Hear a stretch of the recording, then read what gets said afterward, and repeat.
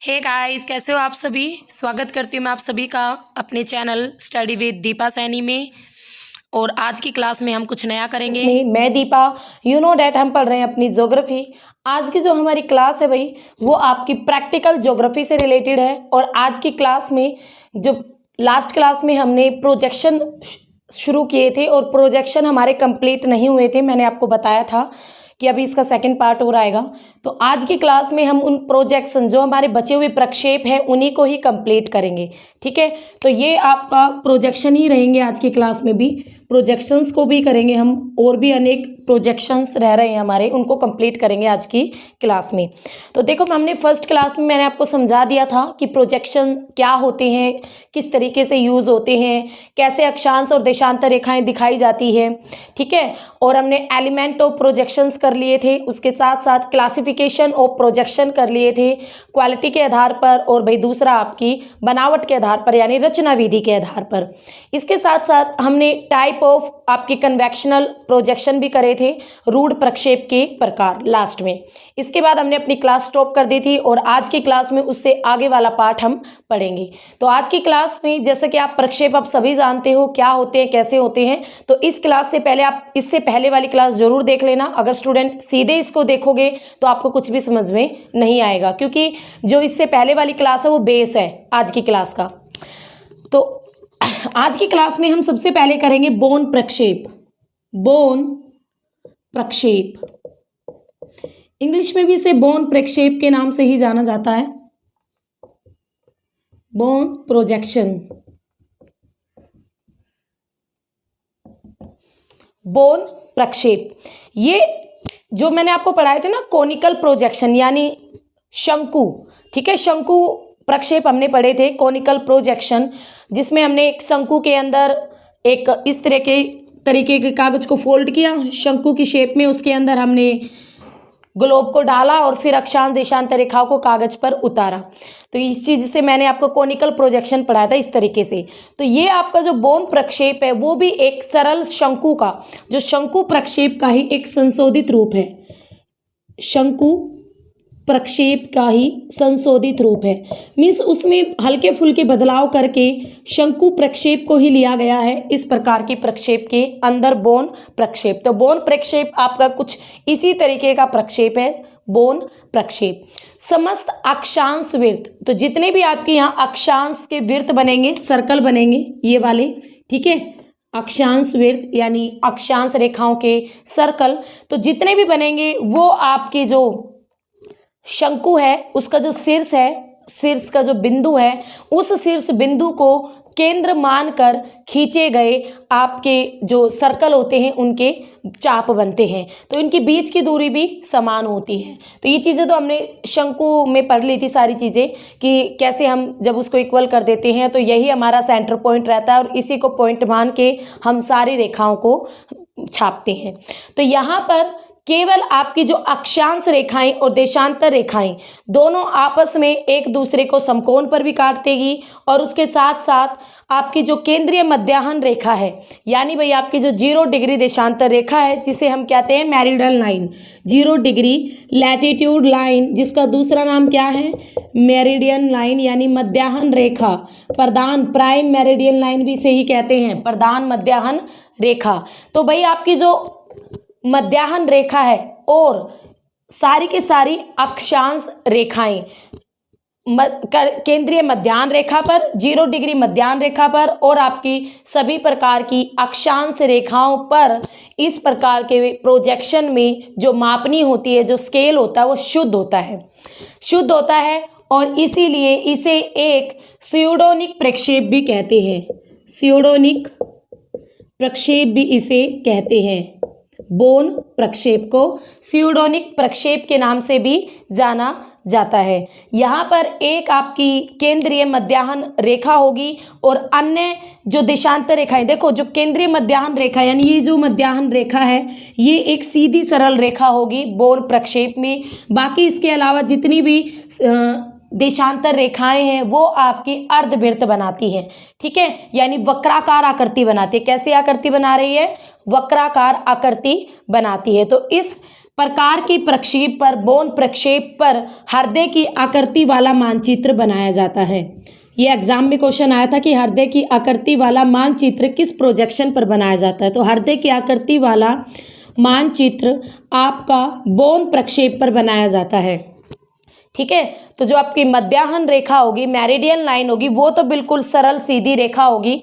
बाकी सभी देशांतर रेखाएं वक्राकार आकृति बनाएंगी और इसी वजह से विश्व का जो मानचित्र है हृदय की आकृति वाला, वो इसी प्रकार के बॉन प्रक्षेप यानी बॉन प्रोजेक्शन पर ही बनाया जाता है। ठीक है भाई, सिनुसोइडल प्रक्षेप जो हमने इससे पहले वाली क्लास में लास्ट में हमने पढ़े थे ना, सिनुसोइडल प्रक्षेप type of convectional projection, sinusoidal projection जो हमने बिल्कुल लास्ट में किए थे।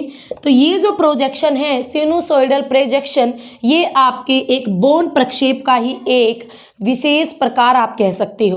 ठीक है, कन्वेक्शनल का भी है पर इसको सिनुसोइडल प्रक्षेप को बॉन प्रक्षेप में भी डाला जाता है। तो कहीं एग्जाम में पूछे कि सिनुसोइडल प्रक्षेप किसका बेस्ट एग्जाम्पल है, तो आपको रूढ़ नहीं मिलेगा, तो आप बॉन प्रक्षेप को आंसर में टिक कर सकते हो। इसमें आपकी भूमध्य रेखा को मानक अक्षांश माना जाता है। बॉन प्रक्षेप में जो आपकी इक्वेटर है उसको मानक अक्षांश माना जाता है, एक इंपॉर्टेंट लाइन माना जाता है, मानक अक्षांश माना जाता है। और आपके जो ध्रुव होते हैं उन्हें एक बिंदु के द्वारा प्रदर्शित किया जाता है। जो आपका उत्तरी ध्रुव, नॉर्थ पोल और साउथ पोल हैं, इनको एक पॉइंट के द्वारा दिखाया जाता है बॉन प्रक्षेप के अंदर। तो ये था भाई आपको बॉन प्रक्षेप, ज़्यादा कुछ नहीं, केवल इतना याद रखना है। एक तो ये शंकु वाला है, ठीक है, कॉनिकल प्रोजेक्शन का संशोधित रूप है, इसको आप याद रखोगे। दूसरा, यहाँ पर 0 डिग्री देशांतर रेखा जिसे मध्याह्न रेखा भी कहते हैं, एक सरल सीधी रेखा होती है और बाकी सारी देशांतर रेखाएं वक्राकार होती हैं। तीसरा, सिनुसोइडल प्रक्षेप भी इसका एक टाइप है और बॉन प्रक्षेप को ही स्यूडोनिक प्रोजेक्शन भी कहते हैं। और विश्व की हृदय की आकृति वाला जो मानचित्र है वो भी आपका बॉन प्रक्षेप पर ही बनाया जाता है। तो इन सब सारी चीज़ों को आप अच्छी तरह से क्लियर करके रखोगे। बॉन प्रक्षेप के बाद तो ये हम ये कह सकते हो, हम शंकु प्रक्षेप की जो कोनिकल प्रोजेक्शन है इसके कुछ टाइप कर रहे हैं, आप ये कह सकते हो। बाकी टाइप में नहीं डलेंगे, ये कुछ अलग से ही प्रोजेक्शन है। तो भाई बॉन प्रक्षेप के बाद नेक्स्ट आता है हमारा बहुशंकु प्रक्षेप यानी multi conical projection. Okay, multi conical projection, ये भी आपका एक संशोधित शंकु प्रक्षेप है, बिल्कुल इसकी तरह, बॉन प्रक्षेप की तरह ये भी संशोधित शंकु प्रक्षेप है। मीन्स जो कोनिकल प्रक्षेप है उसी का ही थोड़ा सा बदला हुआ रूप है आपका मल्टी, बस बहु तो आगे लग गया, बहुशंकु प्रक्षेप। यहाँ पर प्रत्येक अक्षांश वृत्त एक मानक अक्षांश मान लेते हैं। प्रत्येक अक्षांश वृत्त को, सबकी वैल्यू अच्छी तरह मानी जाएगी अक्षांश रेखाओं की, और उनको एक मानक रेखा मान ले जाते हैं। और इसके बाद जो देशांतर रेखाएं हैं, देखो देशांतर रेखाएं यहाँ पर अक्षांश रेखाओं को नहीं काटती हैं, ये एक नई चीज़, केवल एक ही रेखा काटेगी, मध्याह्न रेखा। तो देखो अब तक हम जितने भी प्रोजेक्शन पढ़ रहे थे उनमें क्या पढ़ रहे थे कि भाई अक्षांश रेखाएं और देशांतर रेखाएं दोनों काट रही है। यहाँ पर एक नई चीज़ कि आपकी केवल अक्षांश रेखाओं को जो काटेगी वो केवल मध्याह्न रेखा, और बाकी देशांतर रेखा कोई भी अक्षांश रेखा को नहीं काटती। तो एग्जाम में पूछा जा सकता है कि किस प्रक्षेप में मध्याह्न रेखा को छोड़कर बाकी सभी देशांतर रेखाएं अक्षांश रेखाओं को नहीं काटती, तो आंसर आएगा बहुशंकु प्रक्षेप। ठीक है, केवल मध्याह्न यानी 0 डिग्री देशांतर रेखा काटेगी, बाकी और कोई भी देशांतर रेखा इनको नहीं काटती है। ठीक है, इसीलिए समस्त अक्षांश वृत्तों पर और आपके केंद्रीय मध्याह्न रेखा पर इस प्रक्षेप के अंदर जो मापनी होती है वो शुद्ध होती है। ठीक है, तो भाई जितनी जितनी आपकी अक्षांश वृत्त है, जितने भी अक्षांश वृत्त है, तो सभी अक्षांश वृत्तों पर और केवल मध्याह्न रेखा पर इस प्रकार के प्रोजेक्शन में जो मापनी होती है, जो स्केल होता है वो शुद्ध होता है। इसके बाद ये जो प्रक्षेप है, ना तो ये आपके समक्षेत्रफल को दिखाता है और ना ही ये आकृति को सही रूप में प्रकट करता है। तो ना तो ये आकृति को दिखाता है, ना ये किसी भी एरिया के क्षेत्रफल को अच्छी तरीके से बिल्कुल शुद्ध रूप में दिखाता है। आकृति और क्षेत्रफल शुद्ध रूप में प्रयुक्त न होने के कारण इस प्रकार के प्रक्षेप का यूज बड़े बड़े मानचित्र बनाने में नहीं किया जाता। ठीक है, क्योंकि ना तो ये आकृति शुद्ध दिखाता है, ना ही एरिया शुद्ध दिखाता है। तो इसी वजह से बड़े बड़े मानचित्र को बनाने में बहुशंकु प्रक्षेप का यूज नहीं किया जाता। केवल छोटे छोटे भागों को बनाने में, कोई एक देश है या छोटा छोटा कोई लैंड का कोई पार्ट है, तो इस प्रकार के एरियाज को बनाने के लिए जिनका पूर्व से पश्चिम विस्तार कम हो, ठीक है, पूर्व से पश्चिम विस्तार कम हो, इस तरीके के छोटे से भाग को बनाने के लिए आपके मल्टी कोनिकल प्रोजेक्शंस यूज किए जाते हैं। जैसे फॉर एग्जांपल यूएसए के अंदर, संयुक्त राज्य अमेरिका में इस प्रक्षेप पर विभिन्न प्रकार के सतलाकृतिक मानचित्र बनाए जाते हैं। तो इसी प्रक्षेप पर सतलाकृतिक मानचित्र बनाए गए हैं संयुक्त राज्य अमेरिका में। एटलस मानचित्रों के लिए ये उपयुक्त नहीं है, ठीक है। मल्टी कोनिकल प्रोजेक्शन एटलस जो मानचित्र होते हैं उनके लिए प्रयुक्त नहीं होते। और वर्नर ठीक है, तो इतना समझ गए आप, बहुत है, इससे ज़्यादा क्या पूछेगा।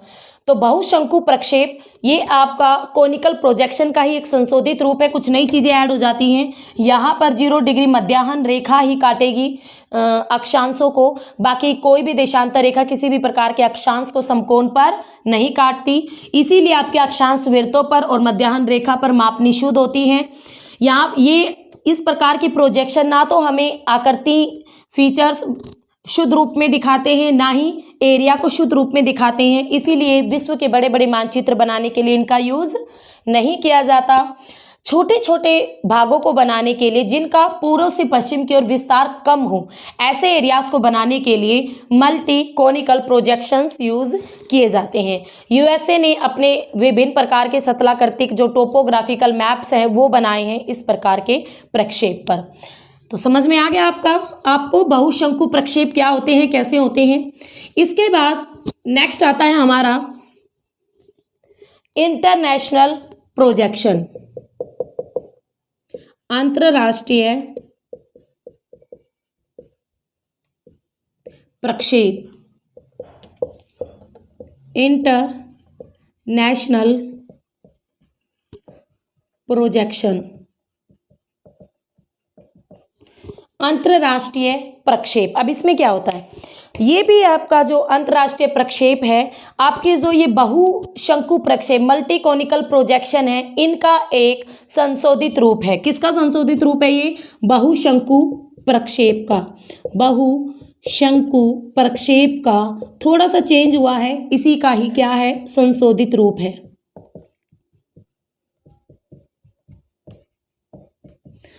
संशोधित रूप है। यहाँ पर ये जो स्केल लिया जाता है इस प्रकार के प्रोजेक्शन पर मानचित्र बनाने के लिए, तो 1:10 लाख, 1:10 लाख, क्योंकि इंटरनेशनल लेवल के है ना, तो इसलिए स्केल ज़्यादा होता है। इंटरनेशनल अंतर्राष्ट्रीय, तो यानी विश्व के मानचित्र बनेंगे तो 1:10 लाख की मापनी पर संसार के टोपोग्राफिकल मैप इसमें बनाए जाते हैं, यानी सतलाकृतिक मैप बनाए जाते हैं, जो कि आप अच्छी तरह समझ चुके हो, मैंने पढ़ाया था आपको टोपोग्राफिकल मैप क्या होते हैं, कैसे होते हैं। तो टोपोग्राफिकल मैप्स बनाए जाते हैं बहुशंकु को थोड़ा सा बदल के। यहाँ पर आपकी जो टोपोग्राफिकल मैप्स हैं उनके लिए अंतर्राष्ट्रीय प्रक्षेप, अंतर्राष्ट्रीय यानी इंटरनेशनल प्रोजेक्शन को यूज करने का जो सुझाव दिया था वो दिया था भाई ए पैंक महोदय ने। ए पैंक महोदय ने विश्व के टोपोग्राफिकल मैप बनाने के लिए बहुशंकु प्रक्षेप की तुलना में इंटरनेशनल प्रोजेक्शन को यूज करने का जो सुझाव दिया था ए पैंक महोदय ने दिया था। यहाँ पर इंटरनेशनल प्रक्षेप पर बनाए गए जो भी एरियाज हैं सतलाकृतिक, यानी जो भी इनकी फीचर्स होते हैं, इनकी जो परस्पर सीमाएं हैं आपस में एक दूसरे से दूर होती है, यानी आप विभिन्न देशों की सीमाओं को अच्छी तरीके से देख सकते हो। हर देश की इंटरनेशनल, नेशनल सारी सीमाएं बनाई गई होती हैं इस प्रकार के मैप्स में।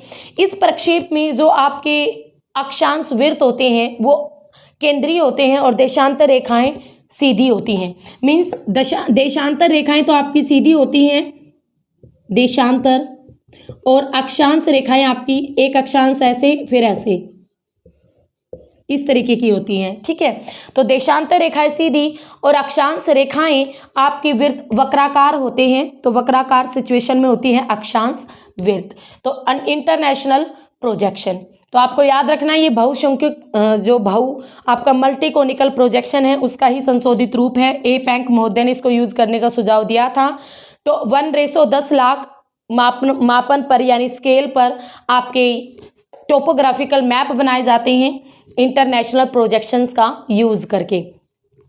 नेक्स्ट आता है हमारा बेलनाकार प्रक्षेप, जो कि आप मुझसे पहले ही पढ़ चुके हो। बेलनाकार प्रक्षेप, ठीक है, आपको सबको पता है बेलनाकार प्रक्षेप क्या होते हैं।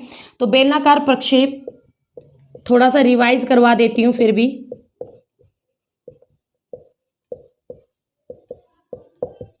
तो क्या होते हैं भाई बेलनाकार प्रक्षेप, जिसमें आपको सीधे तौर पर मैंने आपको बताया था, अब आपके सबके घरों में बेलन है, बेलन लो, कागज को बेलन की शेप में फोल्ड करो, अंदर आप ग्लोब डालो और ग्लोब के अंदर एक बल्ब होना चाहिए, उसको फिर ऑन करो तो ग्लोब की जो अक्षांश देशांतर रेखाएं सारी कागज पर आ जाएगी। आप उन्हें छाप लीजिए। उसके बाद जो प्रतिरूप, जो रेखाओं का अलग अलग रेखाएं आपको दिखेंगी, वही आपका होगा बेलनाकार प्रोजेक्शन। ठीक है, हमने इसको पढ़ा था साइनलाइंड्रिकल प्रोजेक्शन। तो बेलनाकार प्रक्षेप में भूमध्य रेखा पर आपकी शुद्ध मापनी होती है, ये चीज़ भी मैंने आपको बताई थी। और ध्रुवीय एरिया पर अगर आप जाते हो तो शुद्ध मापन हमें वहाँ पर प्राप्त नहीं होता, क्योंकि भूमध्य रेखा का तो एरिया हमें ईजिली और अच्छी तरीके से हम देख सकते हैं, जबकि ध्रुवीय वाला एरिया, काफ़ी एरिया तो इसमें छूट भी जाता है ध्रुवों वाला। तो यहाँ पर आपकी जो अक्षांश वृत्त सरल और समांतर रेखा के रूप में भूमध्य रेखा के बराबर लंबाई वाले होते हैं। यानी यहाँ पर जितनी भी अक्षांश रेखाएं होती है सारी की सारी भूमध्य रेखा के जितनी ही लंबी होती हैं। पर क्या एक्चुअल में इतनी लंबी होती है? नहीं। जैसे जैसे आप भूमध्य रेखा से ध्रुवों की ओर जाते हो, अक्षांश रेखाओं की जो संख्या है वो कम होती है। सॉरी, संख्या नहीं, उनकी लंबाई कम होती है ना, लंबाई कम। देखो ऐसे, अब हमारी 0 डिग्री पर इतनी लंबी अक्षांश रेखा है, तो क्या यहाँ पर भी इतनी लंबी अक्षांश रेखा है? नहीं। लैटिट्यूड हमारा 0 डिग्री वाला सबसे बड़ा सर्कल बनाता है लैटिट्यूड, बट 90 डिग्री पर लास्ट में तो एक पॉइंट में बन जाती है अक्षांश रेखा। तो इसी तरीके से बट आपके बेलनाकार प्रोजेक्शन में क्या होता है, सभी अक्षांश रेखाएं एक समान लंबाई की होती हैं। ओके, तो केवल भूमध्य रेखा पर इस पर मापनी शुद्ध होती है, यानी केवल इस पार्ट पर, क्योंकि इसको अच्छी तरह डिफाइन करता है आपका बेलनाकार प्रक्षेप ग्लोब के केंद्र पर।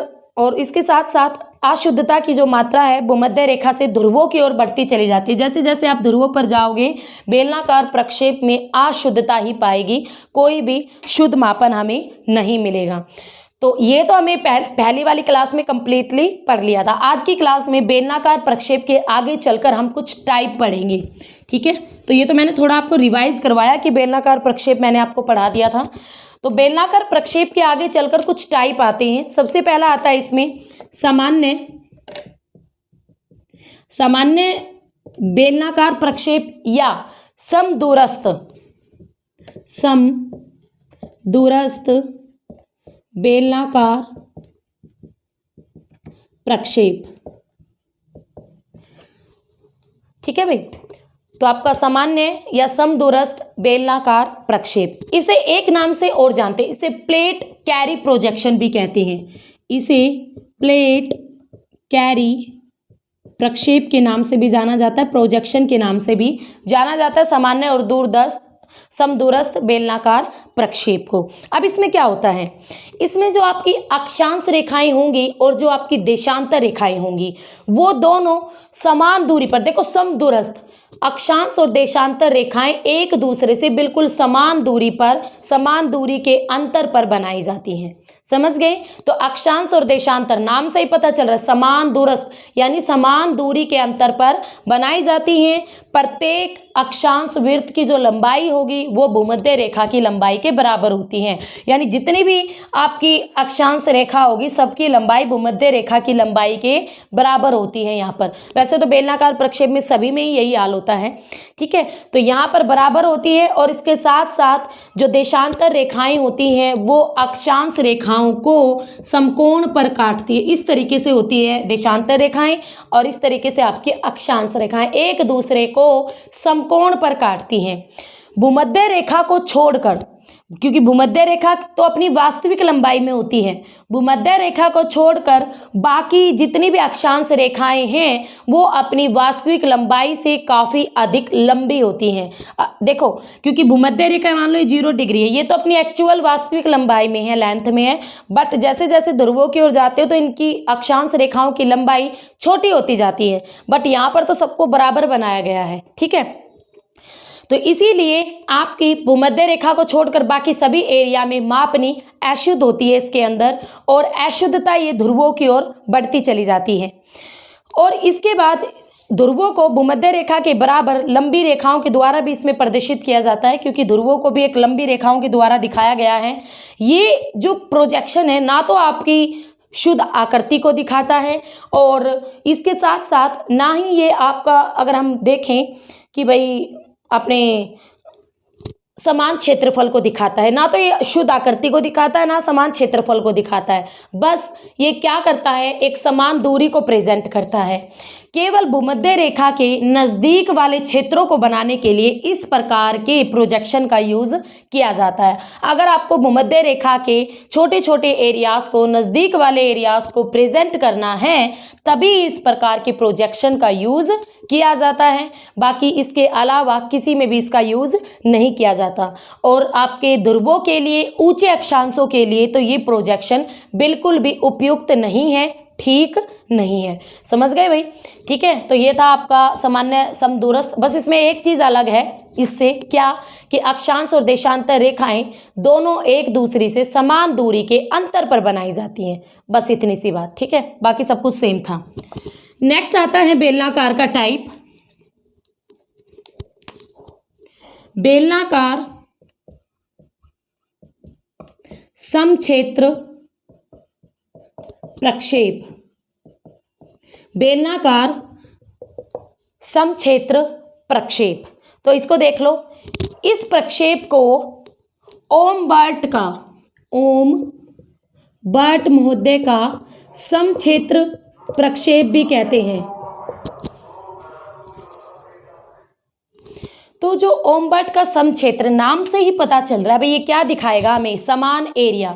अगर आपको भूमध्य रेखा के समान क्षेत्रफल को प्रदर्शित करना है, क्षेत्रफल को करेक्ट रूप में दिखाना है, तो इस प्रकार की प्रोजेक्शन का यूज किया जाता है। सेम सारी की सारी विशेषताएं इनके वाली होती है, सेम देखो, वही आपके अक्षांश और देशांतर रेखाएं होती हैं, वही उनकी जो अक्षांश रेखाओं की लंबाई ध्रुवों पर भी उतनी होती है और भूमध्य रेखा पर भी उतनी होती है। भूमध्य रेखा अपनी वास्तविक लंबाई पर होती है और भूमध्य रेखा से ध्रुवों की ओर जाओगे तो ये लंबाई बिल्कुल उतनी ही रहती है, और जो कि जिसकी वजह से मापनी अशुद्ध हो जाती हैं। तो भूमध्य रेखीय क्षेत्र पर तो मापनी शुद्ध होती हैं और किसी भी एरिया का जो क्षेत्रफल है वो भी शुद्ध रूप में दिखता है, बट भूमध्य रेखा से ध्रुवों की ओर जाने पर यह मापनी अशुद्ध हो जाती है और एरिया भी शुद्ध रूप में नहीं दिखता। तो किसी भी प्रकार के प्रक्षेप को प्रेजेंट करने के लिए आपके इस प्रकार के, देखो, अगर समान क्षेत्रफल दिखाना तो ही इसी प्रोजेक्शन का यूज किया जाता है। अक्षांश और देशांतर दोनों की दोनों एक दूसरे को समकोण पर भी काटेगी और समान दूरी के अंतर पर भी बनाई जाती है। ध्रुवों को एक सरल रेखा के द्वारा दिखाया जाता है यहाँ पर, और वो सरल रेखा आपकी भूमध्य रेखा के बराबर होती है इस प्रकार के प्रोजेक्शन में। ठीक है, तो ध्रुवों को भी एक सरल रेखा के द्वारा दिखाया जाता है। इसी वजह से ध्रुव तो हमारे कितने हैं, पोलर एरिया हमारे केवल डॉट जितने हैं, तो इसी वजह से वहाँ की जो मापनी अशुद्ध होती है और भूमध्य रेखा अपनी वास्तविक लंबाई में होती है, इसीलिए यहाँ पर मापनी शुद्ध होती है।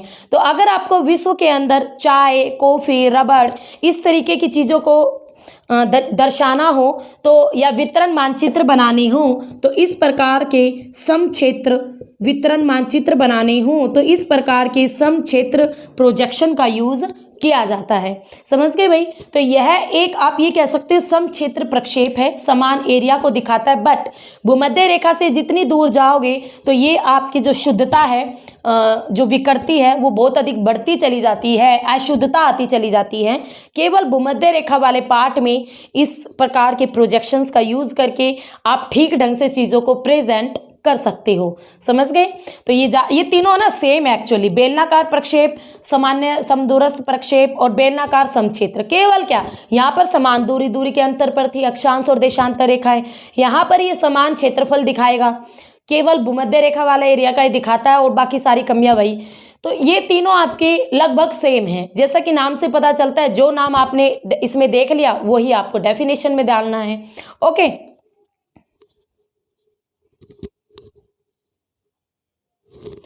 तो इस प्रकार के जो बेलनाकार प्रक्षेप में आपका समक्षेत्र प्रक्षेप है तो इसे ओमबर्ट का समक्षेत्र भी कहते हैं। और भाई अगर एग्जाम में क्वेश्चन आए कि आपके बेलनाकार समक्षेत्र प्रक्षेप को सबसे पहले किसने बनाया, तो 1722 में बनाया था। और बनाने वाले कौन थे? लैम्बर्ट महोदय। बनाने वाले कौन थे भाई? लैम्बर्ट महोदय। तो 1722 में लैम्बर्ट महोदय ने इस बेलनाकार समक्षेत्र प्रक्षेप को सबसे पहले बनाया था। तो इस चीज़ को आप याद रखोगे। ठीक है। तो आपको बौन प्रक्षेप, बहुशंकु प्रक्षेप, अंतर्राष्ट्रीय प्रक्षेप, बेलनाकार प्रक्षेप। अब इसके बाद बेलनाकार प्रक्षेप का ही एक सदस्य और आता है, मर्केटर प्रोजेक्शन, जिससे एग्जाम में भी क्वेश्चन आते हैं आपके। मर्केटर प्रोजेक्शन पढ़ेंगे अब इसके बाद हम।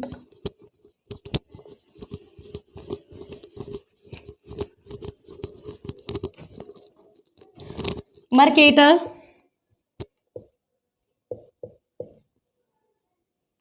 प्रक्षेप या प्रोजेक्शन। तो जैसा कि इसके नाम से ही पता चल रहा है, इस प्रक्षेप को 1559 में मर्केटर ने बनाया था। 1559 में मर्केटर महोदय ने बनाया था इस प्रोजेक्शन को, इसीलिए उनके नाम पर इसे कहते हैं मर्केटर प्रोजेक्शन। वैसे ये आपका एक बेलनाकार का ही सदस्य है, टाइप नहीं कह सकते, बट कहीं हद तक इसकी विशेषताएं आपके बेलनाकार प्रक्षेप से ही मेल खाती है। तो ये आपका एक यथा आकृतिक प्रक्षेप है। यथा आकृतिक मीन्स शुद्ध आकृति दिखाएगा आपको। यथा आकृतिक प्रक्षेप है ये मर्केटर प्रक्षेप। यथा आकृतिक शुद्ध आकृति को दिखाता है। इस प्रकार के प्रोजेक्शन का यूज नौ संचालन चार्टों में किया जाता है। नौ संचालन चार्टों को बनाने में इस प्रकार के प्रोजेक्शन का यूज अधिक किया जाता है। तो ये उसके साथ साथ वर्ल्ड के अगर मानचित्रों की बात करें तो संसार के मानचित्र बनाने के लिए भी इस प्रकार के प्रोजेक्शंस का यूज किया जाता है। तो संसार के मानचित्र बनाने में या नौ संचालन के चार्टों को बनाने में इस प्रकार के मर्केटर प्रक्षेपों का यूज किया जाता है। अब इसकी विशेषताओं की बात करें तो भाई यहाँ पर वही सेम रहेगा। अक्षांश और देशांतर रेखाएं एक दूसरे को समकोण पर काटती हैं। अक्षांश रेखाएं जैसे जैसे आपकी 0 डिग्री है, अक्षांश रेखाएं जैसे जैसे ध्रुवों की ओर जाएंगी इनके बीच की दूरी बढ़ती चली जाती है। अक्षांश रेखाओं के बीच की दूरी बढ़ती चली जाती है। इसी वजह से 0 डिग्री भूमध्य रेखा यानी अक्षांश रेखा पर ही आपकी मापनी शुद्ध होती है और उससे ऊपर ऊपर आप जाओगे तो जो मापनी मिलती है वो अशुद्ध मिलती है। तो इसके एक नई चीज़ यहाँ पर देखने को मिली है कि अक्षांश रेखाओं के बीच की दूरी ध्रुवों की ओर जाते जाते बढ़ती चली जाती है। ठीक है, इस चीज़ को आप याद रखना। जैसे जैसे आप ध्रुवों की ओर बढ़ोगे तो इनके बीच की दूरी बढ़ती चली जाती है। तो भूमध्य रेखा पर मापनी शुद्ध होती है और अन्य अक्षांशों पर आपकी मापनी कैसी रहेगी, स्केल कैसा रहेगा, अशुद्ध होता है, ठीक से प्राप्त नहीं होता। अन्य अक्षांशों की लंबाई आपकी सेम रहेगी। जितनी लंबी आपकी भूमध्य रेखा उतने ही लंबे आपके सारे के सारे अक्षांश। और ये चीज़ भी क्या दिखाएगी, अशुद्धता को ही दिखाएगी, क्योंकि ध्रुवों पर तो आपकी अक्षांश रेखाएं एक्चुअल में छोटी होती चली जाती है पर यहाँ पर बराबर है भूमध्य रेखा के, तो ये चीज़ भी अशुद्धता को ही दिखाती है। यहाँ पर आपके ये एक आपका यथा आकृतिक वाला प्रक्षेप है, प्रोजेक्शन है। तो जिस अनुपात में भूमध्य रेखा से ध्रुवों की ओर आप जा रहे हो तो जिस अनुपात में अक्षांश जो वृत्त हैं पूर्व से पश्चिम दिशा में मापनी में वृद्धि करते हैं, ठीक उसी अनुपात में ध्रुवों की जो देशांतर रेखाएं हैं वो भी उत्तर से दक्षिण दिशा में मापनी बढ़ती चली जाती है। तो नॉर्मल आपको केवल इतना याद रखो कि यहाँ पर ये एक शुद्ध आकृतियों को दिखाएगा, बाकी इसमें और भी कोई लक्षण अच्छा नहीं है, बाकी सारी अशुद्धता इसके अंदर भरी हुई है। तो यहाँ पर अक्षांश और देशांतर रेखाएं दोनों एक दूसरे को समकोण पर काटती है मर्केटर प्रोजेक्शन में। तो मर्केटर चार्ट पर, मर्केटर क्योंकि चार्ट बनाए जाते हैं इसके, मर्केटर चार्ट पर क्या होता है भाई, दो स्थानों को मिलाने वाली सरल रेखा, ये क्वेश्चन आया था एग्जाम में।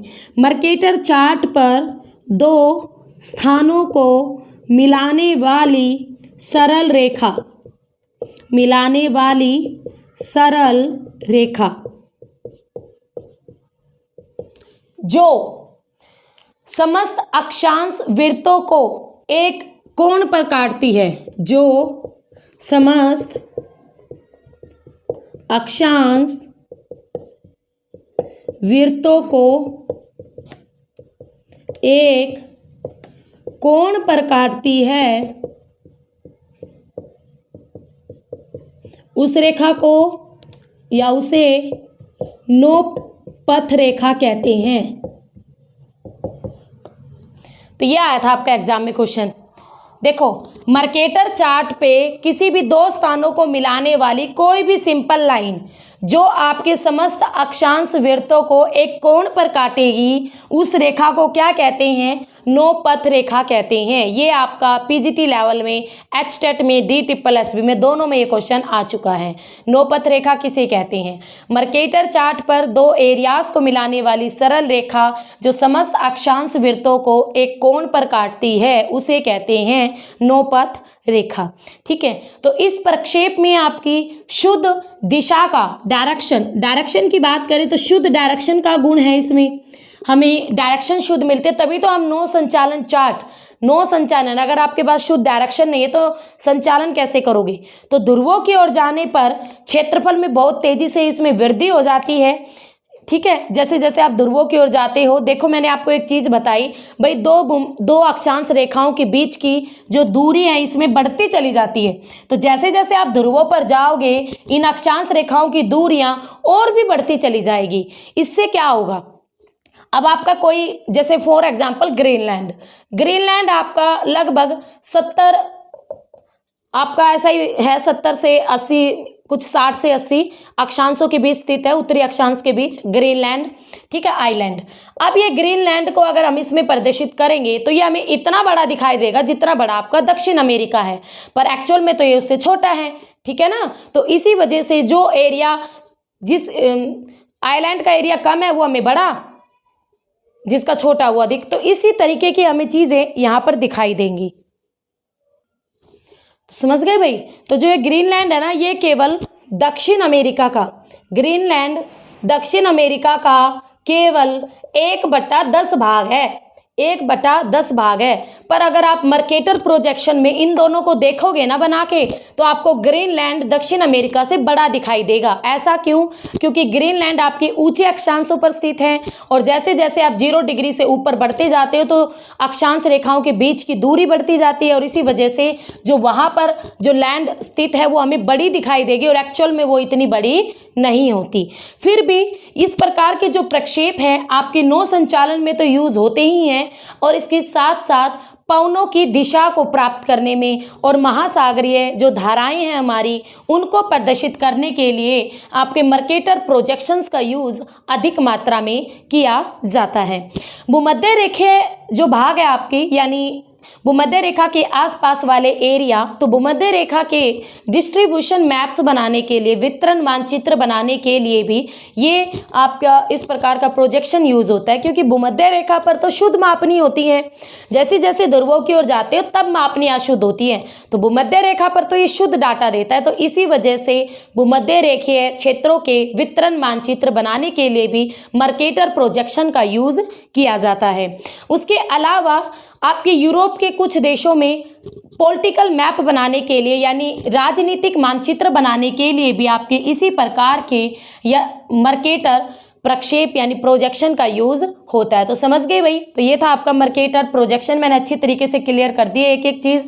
तो ध्यान से करना, एग्जाम में ये क्वेश्चन आएगा कि अगर मर्केटर से क्वेश्चन डालेगा कि किस प्रक्षेप के अंदर जो आपकी अक्षांश रेखाएं होती हैं वो एक दूसरे से दूरी पर होती हैं। भूमध्य रेखा से जैसे जैसे आप ध्रुवों पर जाओगे तो अक्षांश रेखाओं के बीच की दूरी भी अधिक होती चली जाती है। तो आपको पता होना चाहिए ऐसा किस में होता है, ठीक है।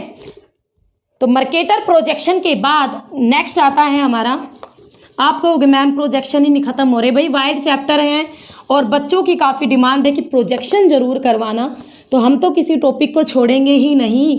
अगर आपको लगता है ना कि कोई भी टॉपिक रह गया है तो आप मुझसे सीधे तौर पर बात कर सकते हो। आप इस वीडियो को देख रहे हो यानी आपने पेड कोर्स लिया है, और आप पेड कोर्स लिया है तो आप फिर व्हाट्सएप ग्रुप में भी होंगे, और व्हाट्सएप ग्रुप में हो तो आप मुझे मैसेज कर सकते हो कि मैम हमें ये टॉपिक और पढ़ना है, तो वही टॉपिक आपके सामने हाजिर हो जाएगा, ठीक है। तो अगर कोई टॉपिक छूट गया है और आपको लगता है ये इंपॉर्टेंट है और हमें करना है तो आप मुझे व्हाट्सएप पर मैसेज डाल सकते हो। नेक्स्ट आता है भाई हमारा मर्केटर प्रोजेक्शन के बाद गोल महोदय का, गोल का त्रिविम प्रक्षेप, गोल महोदय का त्रिविम प्रोजेक्शन। ये आपका एक तरीके का, जैसे तो मर्केटर भी हमारा क्या था, बेलनाकार प्रक्षेप की तरह ही था कुछ कुछ, दोनों वही अक्षांश और देशांतर एक दूसरे को समकोण पर काट रही थी। यहाँ पर गोल महोदय का त्रिविम ये भी आपका एक बेलनाकार प्रक्षेप का संशोधित रूप है, बेलनाकार प्रक्षेप का संशोधित रूप है, ठीक है, संशोधित रूप है। तो बेलनाकार प्रक्षेप का संशोधित रूप है गोल का त्रिविम प्रक्षेप। अक्षांश वृत्त पर समान लंबाई वाली सरल रेखाएं यहाँ पर होती हैं।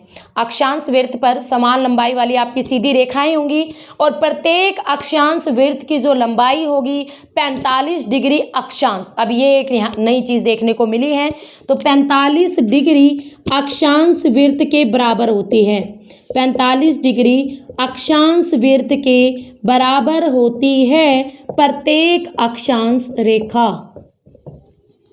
ठीक है भाई। प्रत्येक अक्षांश जो सर्कल बनाएगी उस सर्कल की लंबाई 45 डिग्री अक्षांश के सर्कल के बराबर होगी। तो इस चीज़ को आप ध्यान रखना। और जितनी भी देशांतर रेखाएं हैं, लॉन्गिट्यूड लाइंस हैं, वो सारी की सारी देशांतर रेखाएं एक दूसरे के समान दूरी पर स्थित होती है।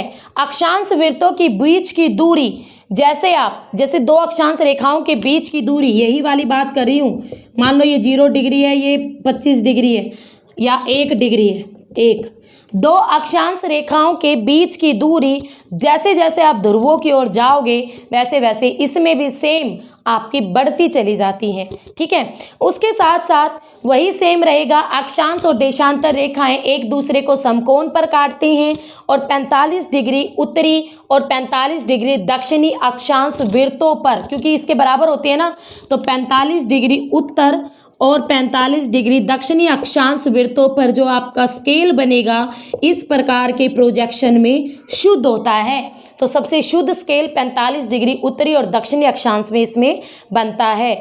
और इन अक्षांश वृत्तों से भूमध्य रेखा की ओर आपका जो मापनी है फिर वो घटती चली जाती है। 45 डिग्री उत्तर से नीचे 0 डिग्री तक जाओगे ना, तो ये जो आपका स्केल है ये घटता चला जाता है, क्योंकि आपकी उनके बीच की दूरी भी घटती चली जाती है, इसी वजह से स्केल भी घटता चला जाता है। यहाँ पर इस प्रकार के प्रोजेक्शन में जो भूमध्य रेखा होती है वो अपनी वास्तविक लंबाई से छोटी होती है। जितनी भूमध्य रेखा को लंबाई में होना चाहिए वो उतनी नहीं होती, उससे भी छोटी होती है, ठीक है। और भूमध्य रेखा से आपके ध्रुवों को ओर जाएंगे तो वे अपनी वास्तविक लंबाई से बड़े होते हैं। तो जैसे ये 0 डिग्री इतनी, 1 डिग्री इतनी, 2 डिग्री इतनी, ठीक है। तो ध्रुवों की ओर हम जैसे जैसे जाते हैं तो वो जो लंबाई है वो बढ़ती चली जाती है, बट भूमध्य रेखा अपनी जितनी उसकी वास्तविक लंबाई है उतनी लंबाई में भी नहीं होती। इसके साथ ये जो प्रक्षेप है आपके यथा आकृतिक बिल्कुल भी नहीं है। इस पर क्षेत्रफल और शुद्ध दिशा, अगर हम बात करें क्षेत्रफल की और डायरेक्शन की यानी दिशा की, तो आप शुद्ध क्षेत्रफल और शुद्ध दिशा प्राप्त की जाती है गोल के त्रिविम प्रोजेक्शन के द्वारा। बट ये आपका एक यथा आकृतिक प्रोजेक्शन नहीं है, ठीक है। तो शुद्ध आकृति को तो नहीं दिखाएगा, बट आपके क्षेत्रफल और दिशा को अच्छी तरीके से डिफाइन करता है ये प्रोजेक्शन।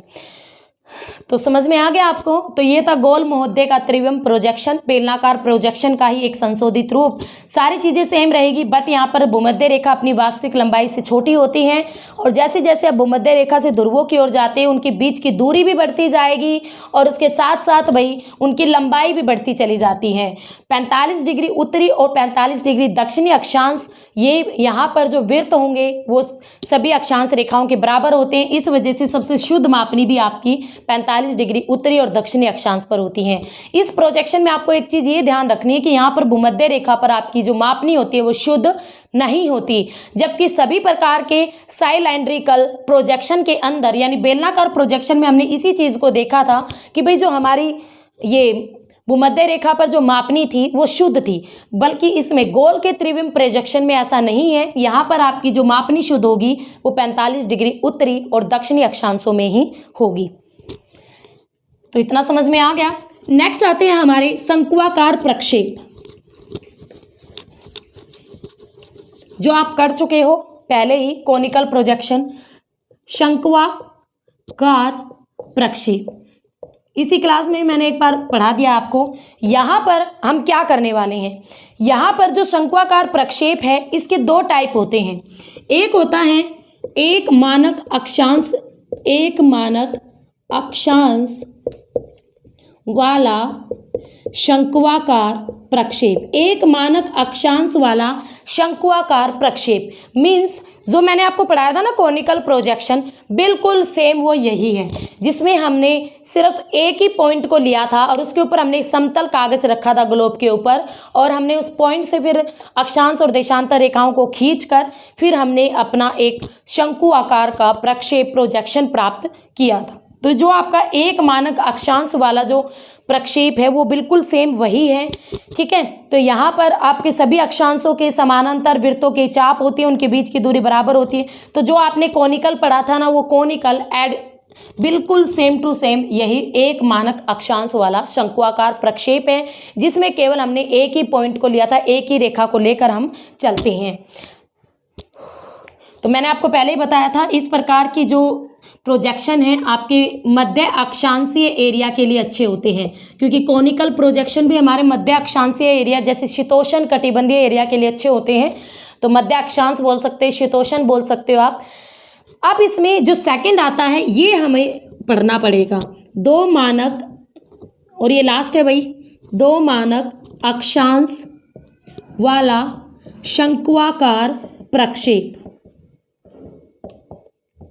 तो जैसा कि नाम से ही पता चल रहा है दो मानक, तो यहाँ पर हम किन्हीं दो पॉइंट को, जैसे ग्लोब है हमारे पास, तो जो भी आपका शंकु है ग्लोब है, दो अक्षांश रेखाओं के सहारे, पहले हम एक अक्षांश रेखा को टच करता था ना हमारा शंकु, हम उसी को लेके अपनी सारी रेखाओं को खींच लेते थे।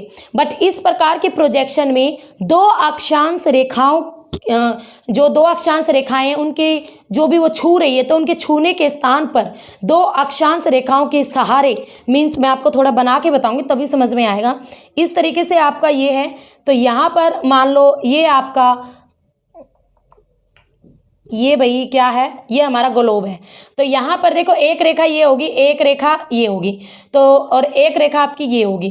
तो क्या किया जाता है, इसमें दो अक्षांश रेखाओं को लिया जाता है। एक तो ये टच कर रही है, इसको तो लेंगे ही लेंगे, इसको तो हम इसमें भी लेते थे, और इसके साथ साथ या तो इस वाली को ले लेगा चाहे इस वाली को ले लेगा, ठीक है। तो यहाँ पर दो अक्षांश रेखाओं को यूज करके अक्षांश और देशांतर रेखाओं को खींचा जाता है,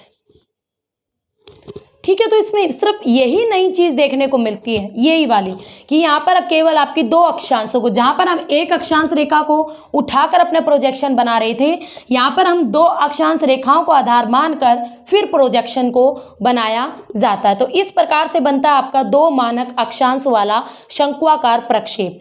और सारी चीजें बिल्कुल सेम टू सेम रहेंगी।